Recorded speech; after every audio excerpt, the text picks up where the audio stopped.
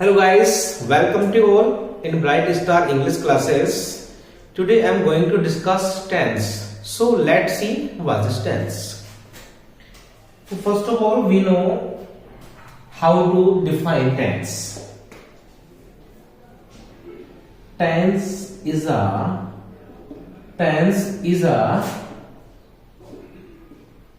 form of the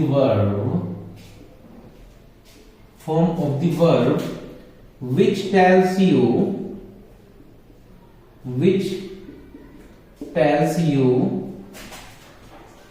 express time. Okay, tense क्या है कि एक जो बोल सकते हैं हम वर्ब की फॉर्म है जो एक्सप्रेस करती है किसको, टाइम को. ओके, किस किस टाइम में कौन सी वर्ब लगती है वही टेंस है. ठीक है, जैसे देखते हैं कितने टेंस होते हैं. There are 3 types of tense. There are 3 types of tense. Okay, 3 प्रकार के टेंस होते हैं. राइट, देखिए 3 प्रकार के टेंस होते हैं. सबसे पहले क्या होता है, प्रेजेंट. एक क्या होता है, पास्ट, और एक होता है हमारा फ्यूचर. ओके, प्रेजेंट किसको बोलते हैं, जो क्या है, वर्तमान है, जो वर्तमान काल है उसको हम क्या बोलते हैं, प्रेजेंट. और पास्ट जो भूतकाल है, बीत चुका है. और फ्यूचर भविष्य है, जो भविष्य काल है वो जो आने वाला है.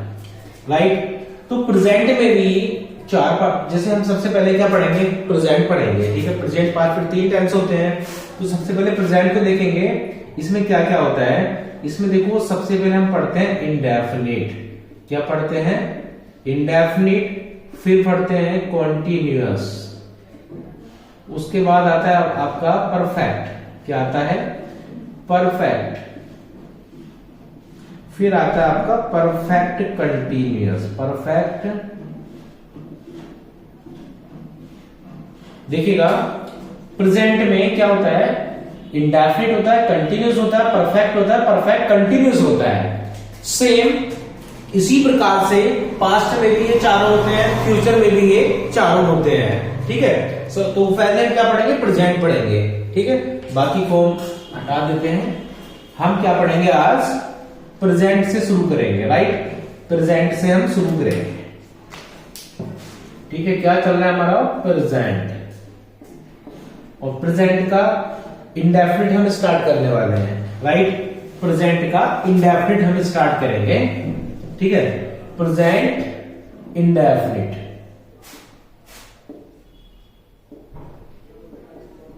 Present indefinite. सबसे पहले इसको हम इसका स्ट्रक्चर देखते हैं. What is the structure. ठीक है, स्ट्रक्चर क्या है इसका, सब्जेक्ट प्लस वर्ब की फर्स्ट फॉर्म आती है और प्लस ऑब्जेक्ट आता है. राइट, क्या आता है, ऑब्जेक्ट आता है. ये किसका है, अफर्मेटिव.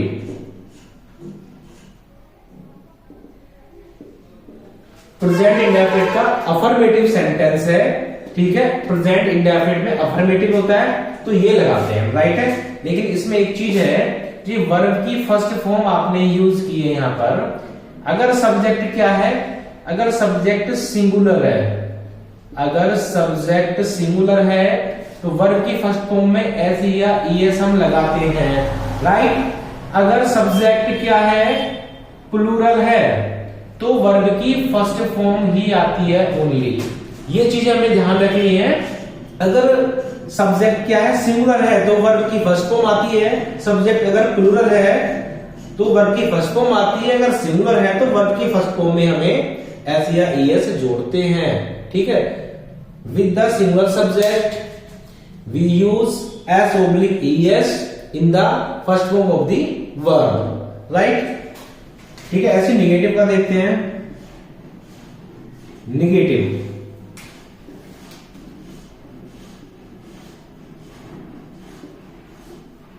निगेटिव में क्या होता है, देखिएगा सब्जेक्ट आता है प्लस डू नॉट या फिर डज नॉट प्लस वर्ब की फर्स्ट फॉर्म प्लस ऑब्जेक्ट आता है, राइट। अब वही सेम चीज है, डज नॉट सिंगुलर सब्जेक्ट के लिए आता है, अगर सब्जेक्ट सिंगुलर है तो डज नॉट, अगर सब्जेक्ट प्लूरल है तो डू नॉट आएगा, ठीक है। हम अफर्मेटिव एंड नेगेटिव यहीं तक पढ़ेंगे आज। मैं इनके एग्जांपल आपको बता देता हूं। टेंस कौन सा है हमारा? प्रेजेंट। प्रेजेंट में क्या? इंडेफिनिट। इंडेफिनिट का अफर्मेटिव एंड नेगेटिव हम पढ़ रहे हैं, ठीक है। तो इनके में आपको एग्जांपल दे रहा हूं, जैसे कि अफर्मेटिव के पढ़ेंगे हम एग्जांपल। अफर्मेटिव के एग्जांपल देखिएगा। अफर्मेटिव में जैसे हम बोल सकते हैं Ravi goes to market। Ravi goes to market, यहां पर हमने goes क्यों लगाया? हमने go क्यों नहीं लगाया? बिकॉज रवि क्या है? Ravi is a singular subject. Ravi is a singular subject, इस वजह से go में es हमने जोड़ा। जैसे हम कह सकते हैं कि आई ईट मैंगो। अब हमने यहां पर ईट यूज किया है, ईट में एस क्यों नहीं लगाया? बिकॉज आई है तो सिंगुलर, लेकिन आई को हम यहां पर प्लूरल में गिनते हैं। मतलब प्लूरल जैसा इसके साथ बिहेवियर प्लूरल जैसा करते हैं, होता नहीं है प्लूरल। आई एक इकलौता है यहां पर, ठीक है। लिखने का आई को हम आई के साथ वर्ब में एस या ईएस नहीं लगाते हैं, राइट है। आई तो एक अपवाद है यहां पर, ठीक है, एक्सेप्शन है ये, राइट। और सेंटेंस देख लेते हैं, या फिर देखिएगा जैसे मोहन ड्राइव आ कार। तो मोहन ड्राइव आ कार, तो यहां पर ड्राइव में हमें क्या लगाना होगा? ड्राइव में ऐसा लगाना होगा, राइट। ड्राइव में ऐसा लगाना होगा, Mohan drives a car. Because Mohan is a singular subject, इस वजह से ड्राइव में एस लगेगा, ओके। अब यहां पर हम प्लूरल सब्जेक्ट को भी देख लेते हैं। देखिएगा जैसे हम लिखें यहां पर दे गो टू रामनगर, ठीक है। अब यहां पर दे क्या है? दे इज अ प्लूरल सब्जेक्ट, इस वजह से गो वर्ब की फर्स्ट फॉर्म आ रही है। वर्ब की फर्स्ट फॉर्म में हमें एस या एस नहीं जोड़ना है, राइट। समझ गए? दे क्या है? प्लूरल सब्जेक्ट है, इसलिए गो में एस या एस का यूज हमने नहीं किया है, बिकॉज वो दे प्लूरल सब्जेक्ट है, राइट। यहां पर आप बात समझ गए। मैं आपको एक चीज बताता हूं, सिंगुलर सब्जेक्ट क्या होता है और प्लूरल सब्जेक्ट क्या होता है, ये भी मैं आपको बता देता हूं। तो सिंगुलर सब्जेक्ट क्या होते हैं? सिंगुलर सब्जेक्ट होते हैं जैसे हम ही है, सी, इट या कोई नेम है, राइट। या क्या कह सकते हैं? या हम बोल सकते हैं दिस या फिर दैट, ये सारे सिंगुलर सब्जेक्ट में आते हैं। और प्लूरल सब्जेक्ट क्या होते हैं? जैसे दे हो गया, या हम कह सकते हैं वी हो गया, राइट। या हम कह सकते हैं दोज हो गया, या फिर दीज हो गया, या एक से ज्यादा नाम हो गए, ठीक है। या हम कह सकते हैं मोर देन वन नेम, ठीक है। एक से अधिक नेम एंड से जुड़कर आते हैं तो वो प्लूरल सब्जेक्ट में काउंट किए जाते हैं, समझ गए?